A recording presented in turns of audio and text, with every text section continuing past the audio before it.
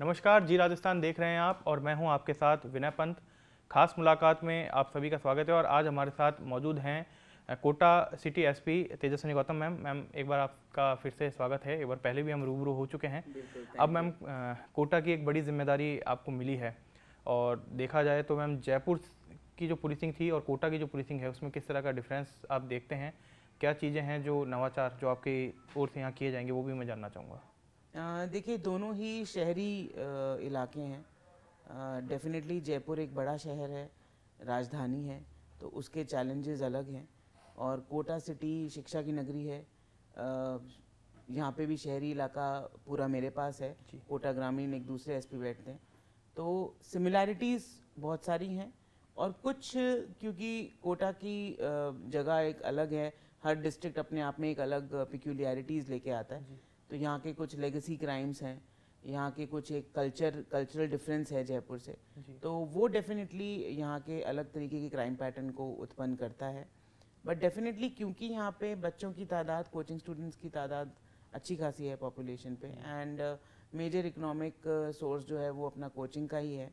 काफ़ी लोग उससे अपना, चाहे हॉस्टल रन करते हुए, चाहे मेस रन करते हुए, इकोनॉमिक चीज़ें भी लेते हैं। जी तो बच्चों की खुशहाली, वो एक अच्छे सुरक्षित वातावरण में यहाँ से अच्छे एक्सपीरियंस को लेकर जाएं, जी क्योंकि काफ़ी बच्चे यहाँ कोटा के बाहर से आते हैं। जी तो ये हमारा दायित्व बनता है कि कोटा, जिसको पूरे इंडिया लेवल पे बल्कि इंटरनेशनल लेवल पे जाना जाता जी है, तो उसकी एक सुरक्षा की दृष्टि से और एनवायरनमेंट की दृष्टि से अच्छी इमेज बनी रहे, तो ये प्राथमिकता रहेगी। जी साथ ही साथ अभी 20 एक दिन ही हुए हैं ज्वाइन किए हुए, जी लेकिन कुछ एक क्राइम पैटर्न्स यहाँ पता चले हैं, जैसे प्रॉपर्टी ऑफेंसेस के, या फिर आप कहिए चाकूबाजी के। जी ऑल्दो हमने ऐसी रणनीतियाँ बनाई हैं जैसे कि हार्डकोर क्रिमिनल्स पे सख्त कार्रवाई की है, जी जिससे कि एक मैसेज जाए कि हम किसी भी क्रिमिनल को इस तरीके की क्राइम को हाथ लेने में नहीं देंगे। जी कोई भी व्यक्ति यदि क्राइम करता है तो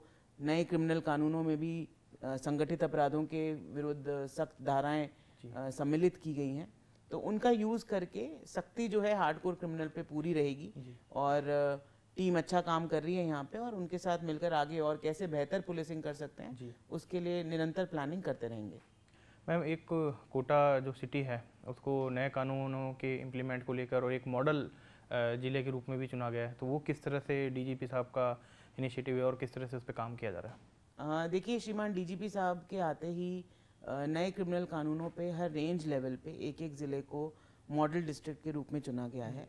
और ये हमारी खुशकिस्मती है कि कोटा रेंज से कोटा शहर ज़िले को चुना गया है। जी इसमें कुछ एक चीज़ें हैं जिसमें जो नए क्रिमिनल कानूनों में जो नए प्रावधान आए हैं, उनमें बेहतर करने के लिए, उनकी पालना करने के लिए, जो हमारे केंद्र में जो एमएचए है उसकी भी डायरेक्शंस हैं, जी और श्रीमान डीजीपी सर ने भी हमें डायरेक्शंस दिए हैं।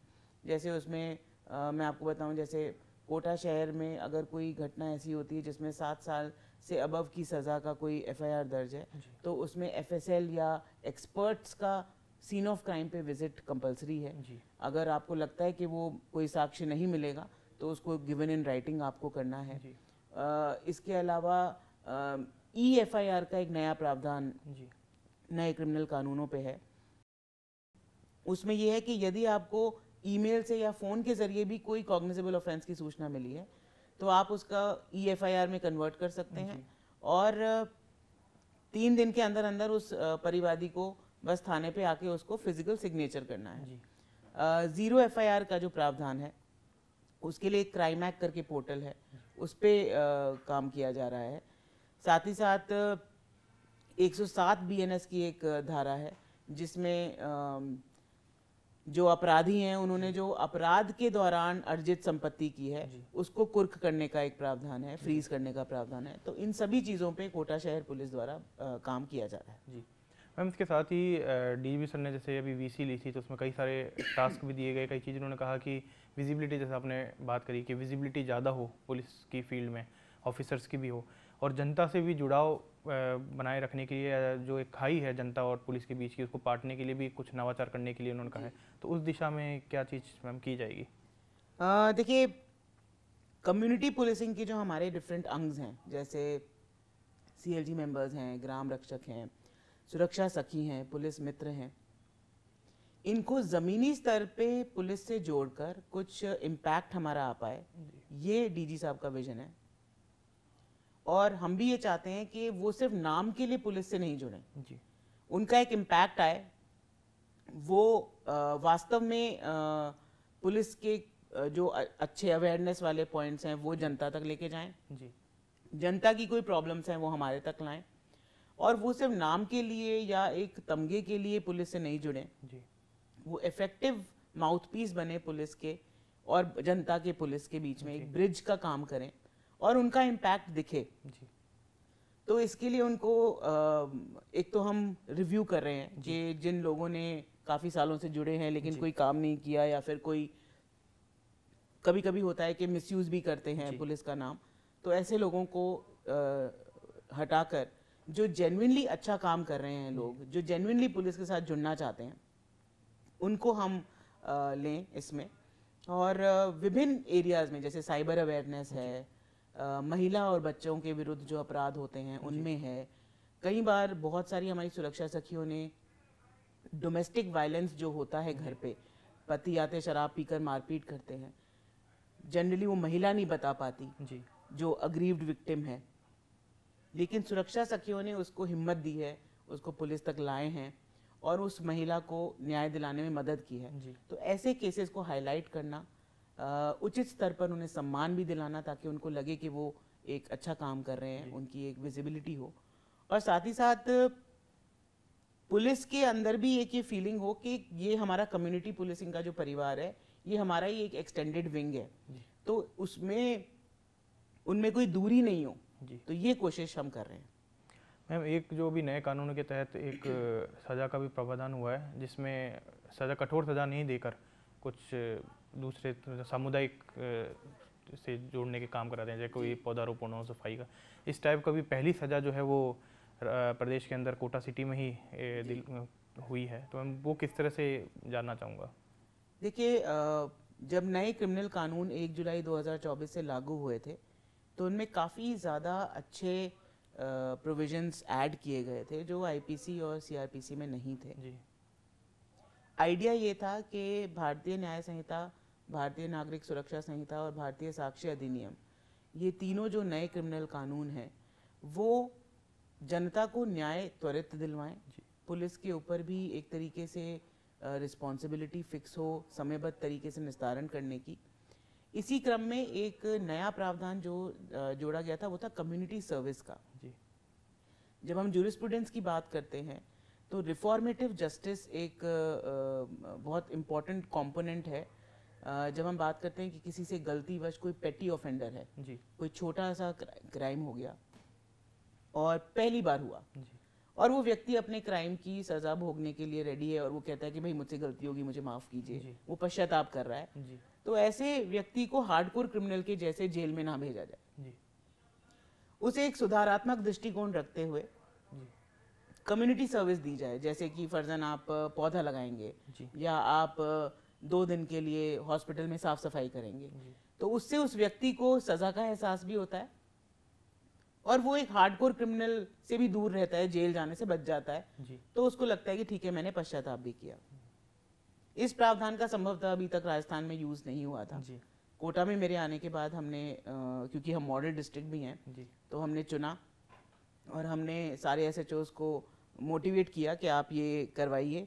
तो छोटे पेटी ऑफेंडर्स जैसे दारू पी के उत्पात मचाने वाले, फर्स्ट टाइमर कोई 5,000 से कम की कोई चोरी करता है जी, तो ऐसे ऑफेंसेस में हमने कम्युनिटी सर्विस की सज़ा दिलवाने में हमने न्यायालय से आग्रह किया और न्यायालय ने दी भी है। बोरखेड़ा, रानपुर और अपने अनंतपुरा जैसे थानों में अभी कहीं पे 2 घंटे की, कहीं पे 2 दिन की, हॉस्पिटल में साफ सफाई, विद्यालयों में साफ सफाई, इस तरीके के कम्युनिटी सर्विस के दंड से दंडित किया गया है मैम। और इसी के अलावा अगर हम बात करें, जैसे यहाँ पे स्टूडेंट्स बड़ी संख्या में हैं, स्टूडेंट्स को भी अपने साथ जोड़ने के लिए कई बार कुछ ऐसी चीज़ें होती हैं कि वो स्टूडेंट्स तक जानी चाहिए, पुलिस की या स्टूडेंट्स से जुड़ी भी कुछ समस्याएं वो पुलिस तक आनी चाहिए, उसको लेकर कुछ प्रोग्राम या कुछ नवाचार करने की आपने सोची हो?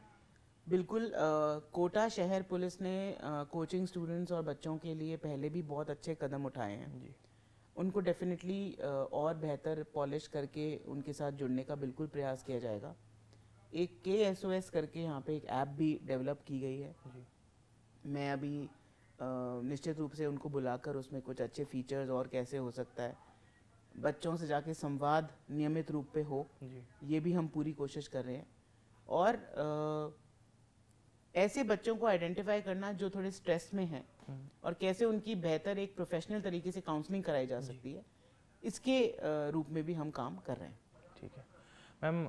इसके अलावा अगर बात की जाए और क्या क्या चीज़ें हमको देखने को मिलेगी, क्योंकि आप जहाँ भी रहते हैं वहाँ पे हमने देखे हैं नवाचार, चाहे महिलाओं से जुड़ी हुई चीज़ करें, कमिश्नरेट में आप खुद निर्भया स्क्वाड को और जो कालिका पेट्रोलिंग यूनिट है उसको लीड कर रही थी, यहाँ भी क्या इस तरह के कुछ नवाचार देखने को मिलेंगे मैम? देखिए बिल्कुल महिला सुरक्षा के रूप में या बच्चों की सुरक्षा के रूप में ये प्रायोरिटीज़ रहेंगी।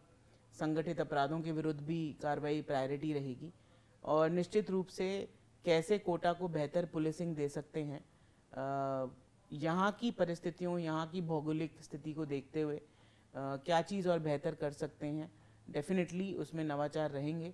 और कालिका पेट्रोलिंग यूनिट यहाँ पर भी कोटा में भी कार्यरत है और इफ़ेक्टिव रूप से काम कर रही है और उसको भी थोड़ा पॉलिशिंग की ज़रूरत है, तो वो भी हम बिल्कुल एक दिशा देने की बात है। बाकी कोटा शहर पुलिस राजस्थान में हमेशा बहुत ही प्रोफेशनल पुलिसिंग के लिए जानी जाती है, तो मुझे ऐसा लगता है कि हमें उसका नाम बरकरार रखना है और बेहतर करने के प्रयास करने हैं। अब मैम मैं ये जानना चाहूँगा, जैसे कोटा कोचिंग सिटी है और स्टूडेंट्स यहाँ पे आते हैं, स्ट्रेस जैसे अभी आपने बताया, स्ट्रेस में जो बच्चे रहते हैं उनके लिए आप नवाचार कर रहे हैं, लेकिन कई बार हम देखते हैं जो सुसाइड की स्टेज आती है, बच्चा सुसाइड कर लेता है और काफ़ी अनफॉर्चुनेट है ये, यहाँ बैक टू बैक इस तरह की चीज़ें आती हैं, तो आपको लगता है कि मतलब इसको रोकने के लिए किस तरह की काउंसलिंग होनी चाहिए? और ऐसे जो बच्चे जो कि स्ट्रेस लेते हैं या जिन पे परिवार का एक दबाव रहता है कि नहीं हमको तो डॉक्टर ही बनना है, इंजीनियर ही बनना है, तो उन बच्चों को आप क्या कहना चाहेंगे? देखिए आपने बहुत अच्छी बात कही विनय जी कि परिवार का दबाव रहता है, तो मुझे ऐसा लगता है कि जो हमने पैटर्न एक स्टडी किया, हालांकि हर बच्चे का एक अलग अपना केस अलग होता है, लेकिन हमने जो मेजर रीजंस यहाँ पे देखे जो पास्ट में जो इस तरीके की अनहोनी घटनाएं हुई हैं, उसमें मेजरली यही रहा कि बच्चा बहुत ज़्यादा प्रेशर में था, माँ बाप के प्रेशर में था, वो शायद मन से कोचिंग में नहीं आना चाहता था या वो ये प्रोफेशन नहीं करना चाहता था, वो कुछ और करना चाहता था या चाहती थी। और क्योंकि वो उस प्रेशर को झेल नहीं पाया, उसे ये भी लगा कि माँ बाप बहुत ज़्यादा पैसे वाइज भी इन्वेस्ट कर रहे हैं मुझ में, लेकिन मैं कोप अप नहीं कर पा रहा। तो इस तरीके की रीज़न से उन्होंने ऐसा कदम उठाया, जिसमें मुझे लगता है कि मेन काउंसलिंग तो माँ बाप की होने की ज़रूरत है, क्योंकि पेरेंट्स को ये समझना चाहिए कि हर बच्चे का टैलेंट अलग है, हर बच्चे की कैपेबिलिटीज़ अलग हैं और आप किसी भी बच्चे को किसी से कंपेयर ना करें। क्योंकि आज मैं LSR से हूँ, लेडी श्री राम कॉलेज से, हमारा एक आर्ट्स का बेसिकली बैकग्राउंड का हमारा कॉलेज है, जिसमें साइंस के कोर्सेज भी थे, जर्नलिज्म ऑनर्स जैसे कोर्सेज भी थे। तो मैं आज देखती हूँ कि हमारे जो बैचमेट्स थे, मेरे क्लासमेट्स की अगर मैं बात करूँ, एवरीबडी इज़ डूइंग एक्सेप्शनल। ठीक है, मैंने UPSC क्लियर करके यहाँ पे आ गए, लेकिन अगर कोई फिल्म मेकिंग में भी गया विनय जी, तो उसने एक्सेप्शनल काम किया। कोई फैशन डिज़ाइनिंग में गया तो उसने एक्सेप्शनल काम किया। कोई अगर डॉक्टर है, प्रोफेसर है, बड़े बड़े यूनिवर्सिटीज़ के टीचर्स हैं, कोई अपनी स्टार्टअप फाइन आर्ट्स की खोल ली, किसी ने अपना बुटीक भी खोला है, तो वो भी बहुत अच्छा कर रहे हैं। तो मुझे ऐसा लगता है कि हर व्यक्ति का अपना एक टैलेंट है और हम यही प्रयास करेंगे कि हम बच्चों की काउंसलिंग तो ज़रूरी है ही डेफिनेटली, क्योंकि हम किसी भी एक बच्चे की ज़िंदगी से ज़्यादा इम्पोर्टेंट कोई भी एग्ज़ाम नहीं है। तो मुझे ऐसा लगता है कि वो तो हम करेंगे ही करेंगे, बट इस बार हम माता पिता की काउंसलिंग से शुरू करेंगे। हम माँ बाप को बुलाकर ये कहेंगे कि अगर आपका बच्चा कभी भी आपको ये कहता है कि मम्मी मुझसे शायद यहाँ पे मैं इस माहौल में एडजस्ट नहीं कर पा रहा या मुझसे कोप अप नहीं हो रहा, तो आप तुरंत पहुँचे। आप बच्चों को छोड़ दो, कोई बात नहीं, आप चलो, आपको जो करना है आप वो करिए, हम आपके साथ हैं। वो एक इमोशनल बॉन्डिंग बहुत ज़रूरी है, क्योंकि मैंने ये देखा है यहाँ पे विनय जी कि हम UPSC की तैयारी करते हैं तो भी दिल्ली हब है, दिल्ली में बहुत सारे कोचिंग इंस्टीट्यूट्स हैं जो UPSC की तैयारी कराते हैं, बट वो एक ग्रेजुएशन के बाद जाता है बच्चा, तो दे आर फेयरली एडल्ट्स। ये बहुत छोटे बच्चे हैं, दे आर माइनर किड्स, ये अभी तक अच्छे बुरे की समझ इतनी डेवलप नहीं कर पाए हैं। इनको सोशल मीडिया पे भी कुछ आता है या किसी से रिलेशनशिप भी अगर हो जाता है, तो वो इमोशनल रेजिस्टेंस या क्या कहेंगे उसे, सहन शक्ति वाली बात इन बच्चों में नहीं है, वो डेवलप होने में थोड़ा समय लगेगा। तो ये हमारे लिए बहुत ज़्यादा कंसर्न है कि इन बच्चों को हम कैसे सुरक्षित वातावरण दें, एक तो इनके साथ कुछ गलत नहीं हो, दूसरा ये अपने साथ कुछ गलत नहीं कर लें। तो ऐसे बच्चों को आइडेंटिफाई करने के लिए भी हमारे जो सभी कोचिंग इंस्टीट्यूट से हम लोग रेगुलर मीटिंग करते हैं, उनके पर्सनल प्रोफेशनली साउंड काउंसलर्स भी हैं जो रहते हैं इनके ऑन कैंपस। दूसरा, हॉस्टल्स में भी जो बच्चे रह रहे हैं उनके ऊपर भी हम एक तरीके का निगरानी टाइप रखते हैं कि कहीं वो किसी गलत दिशा में नहीं चले जाएं। तो ये हम प्रयास पूरा कर रहे हैं और डेफिनेटली हम कोचिंग इंस्टीट्यूट्स के साथ मिलकर जब इनकी पीटीएम होती है, पेरेंट टीचर्स मीटिंग, तो हम कोशिश ये करेंगे कि पेरेंट्स जब आ रहे हों तब हम उनका एक सेशन किसी प्रोफेशनल स्पीकर से दिलवाएं, जिससे हम उनको ये समझा पाएँ कि सब कुछ ज़िंदगी में पैसा या इंजीनियरिंग डॉक्टर नहीं है। मतलब जो बाकी फील्ड्स में है, कई बार आपको ऐसा मिलेगा कि वो बेहतर कर रहे हैं इंजीनियर्स डॉक्टर्स से। तो कोई भी फील्ड किसी से कम नहीं है। ऑफ कोर्स इंजीनियर्स डॉक्टर्स का अपना एक मोल है, तो लेकिन हम किसी को किसी से कंपेयर नहीं करें। तो इस बेसिक थॉट पे हम आगे बढ़ना चाहेंगे। मैम, इसके साथ ही जो संगठित अपराध है और विशेषकर जैसा अभी आपने बताया एनडीपीएस का रूट झालावाड़ से होके कोटा होते हुए, तो उस पर किस तरह से कार्रवाई जो है की जा रही है या उस पर भी किसी तरह की कोई रणनीति के तहत काम किया जा रहा हो? बिल्कुल, देखिए एनडीपीएस और साइबर क्राइम ये दोनों ही प्रायोरिटी एरियाज़ हैं अभी पुलिस के लिए, पुलिस प्राथमिकताओं में भी हैं राजस्थान की। और क्योंकि यहाँ पे कोचिंग स्टूडेंट्स का एक बहुत बड़ा नंबर रहता है, तो यंग एज में बच्चों को कोई गलत लत नहीं लगे, ये जिम्मेदारी पुलिस की भी है और सामाजिक रूप पे भी हम सबकी है। तो कई जगह हमें बहुत शिकायतें मिलती हैं छोटे मोटे क्वांटिटीज़ के बेचान की। लगातार स्मॉल क्वांटिटी पे तो हम काम कर ही रहे हैं, बट ये रणनीति अब इस बार ये बनाई है कि सिर्फ उस व्यक्ति जो बेच रहा है उस तक ही सीमित नहीं रहे, इन्वेस्टिगेशन प्रॉपर होके सप्लाई चेन को तोड़ने की बात हो, कहाँ से ये सामान आ रहा है जो अवैध है। कोटा में सेंट्रल ब्यूरो ऑफ नारकोटिक्स का एक ऑफिस है जो इस पूरे एरिया को देखता है, उनके साथ भी हम लोग जॉइंट ऑपरेशंस करते हैं। हम लोग उनके साथ आग्रह करते हैं कि इंफॉर्मेशन शेयरिंग हो और डेफिनेटली इसका इस्तेमाल बेहतर रूप से करके, क्योंकि एक सेंट्रल एजेंसी यहाँ पर है तो उनके पास डेफिनेटली बेहतर इंफॉर्मेशन गैदरिंग सिस्टम है। हमारी इंफॉर्मेशन गैदरिंग सिस्टम को बेहतर करते हुए डेफिनेटली इसके ऊपर एक ज़ीरो टॉलरेंस पॉलिसी के तहत कार्रवाई की जा रही है। मैम, इसके साथ ही क्योंकि कोटा काफ़ी बड़ी सिटी है, ट्रैफिक का भी यहाँ पे काफ़ी लोड रहता है, जैसे कि बारिश के बाद की बात करें या जो पीक आवर्स होते हैं, तो ट्रैफिक को लेकर भी आपने कुछ सोचा है कि कुछ चेंजेस करने की ज़रूरत है? देखिए, वैसे तो city no traffic signal city है, तो इसमें काफ़ी रोड इंजीनियरिंग वैसे हुई है और ये कोटा सिटी की एक इस साल के हमारे आंकड़े ये बताते हैं कि हम लोगों ने एक्सीडेंटल डेथ्स में भी काफ़ी कमी इस ज़िले ने पाई है, जिसमें ट्रैफिक पुलिस ऑलरेडी बहुत अच्छा काम कर रही है, चाहे वो ट्रैफिक अवेयरनेस हो, ट्रैफिक एजुकेशन हो, चाहे ट्रैफिक एनफोर्समेंट की बात हो। तो मोस्टली ये कोशिश की जा रही है। डेफिनेटली बारिश के बाद थोड़े से प्रेशर पॉइंट्स आ जाते हैं, क्योंकि एकदम से बहुत ज़्यादा तेज़ बारिश जब होती है, क्योंकि इस एरिया में चंबल नदी है, तो डेफिनेटली बारिश ज़्यादा होती है यहाँ पे और उस टाइम पे ज़रूर कोई क्रंच रहता है। लेकिन कोशिश यही रहेगी कि क्योंकि ट्रैफिक पुलिस के भी सीमित संसाधन होते हैं, बट सीमित संसाधनों में हम बेहतर रेगुलेशन, एजुकेशन और इन्फोर्समेंट के साथ साथ दे पाएँ। मैम, एक ये देखा जाता है जो आजकल का युवा है वो कहीं ना कहीं सोशल मीडिया या दूसरी चीज़ों के ज़रिए बदमाशों को देखता है, हथियारों का प्रयोग भी मतलब शो ऑफ करता है हथियार लेके और कोशिश करता है कि मैं जल्द से जल्द कैसे अमीर बनूं, तो कहीं ना कहीं अपराध की राह पे चलने लग जाते हैं। इस तरह से कई केसेस हमने देखे हैं। तो इस तरह के जो यूथ हैं उनको आप क्या मैसेज देना चाहेंगे मैम? देखिए, मैं सिंपल यही कहना चाहूँगी आपके माध्यम से यूथ को कि देखिए, आप सोशल मीडिया पे हों, आप मूवीज़ देखें, आप एक अपने आप में कल्चर बनाएं, ये आपकी चॉइस है। लेकिन ऐसी कोई भी चीज़ जो गैर कानूनी है, जो कानून के दायरे में नहीं है, अगर आप करते हैं तो वो आपके और आपके परिवार के व्यक्तिगत जीवन के लिए बहुत इम्पॉर्टेंट है।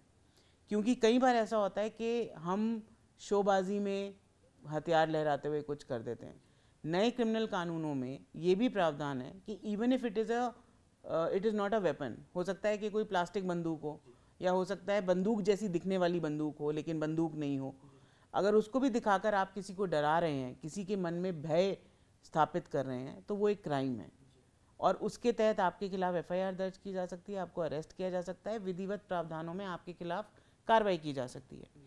और इससे क्या होता है कि एक बार एफआईआर दर्ज हो गई आपके खिलाफ, आपको हो सकता है कि कोई जॉब ऑफर मिले, तो डेफिनेटली पुलिस वेरिफिकेशन के लिए आजकल सरकारी जॉब्स में भी और प्राइवेट कंपनियां भी पूछती हैं, तो वो पुलिस वेरिफिकेशन आपका नेगेटिव जाएगा। आपको कहीं इंडिया से बाहर जाने की अच्छी जॉब अपॉर्चुनिटी मिले तो पासपोर्ट आपका वेरिफिकेशन नहीं होगा। ये बच्चों को समझ में नहीं आता, ये उस यूथ कैटेगरी को समझ में नहीं आता। तो जब भी हम कहीं जाते हैं हम उनको ये समझाते हैं कि आपको लग रहा है कि आप एंटरटेनमेंट के लिए कर रहे हैं, लेकिन अगर वो कानून के प्रावधान से बाहर है तो आपके खिलाफ कार्रवाई भी होगी और आने वाला आपका करियर जो अच्छा हो सकता है फ्यूचर, उसके ऊपर एक ब्रेक लग जाएगा क्योंकि पुलिस वेरिफिकेशन आपका नेगेटिव जाता है। करियर पे फोकस करना चाहिए ना कि बिल्कुल जी। ठीक है मैम। जी तो अभी आपसे मैम इजाज़त चाहेंगे। Thank you so much. तो अभी आपने देखा खास मुलाकात में हमारे साथ Kota city SP Tejaswini Gautam ma'am थे और उन्होंने बताया कि किस तरह से वो जो नवाचार हैं वो कोटा सिटी के अंदर आपको देखने को मिलेंगे और अभी भी कई नवाचार वो कर रहे हैं, चाहे संगठित अपराध को लेकर हो, स्टूडेंट्स का पुलिस के साथ जुड़ाव किस तरह से हो सके, स्टूडेंट्स पे जो प्रेशर रहता है एक उनके पेरेंट्स का, तो पेरेंट्स की काउंसलिंग की भी यहाँ पे जो एक रणनीति है वो बनाई जा रही है कि पेरेंट्स को बुला के भी समझाया जाए कि प्रेशर जो है बच्चों पे ना डाला जाए। इसके साथ ही और भी कई चीज़ें जो हैं वो आपको आने वाले दिनों में देखने को मिलेगी। फिलहाल मुझे दीजिए इजाज़त और खबरों के लिए बने रहिए जी राजस्थान पर।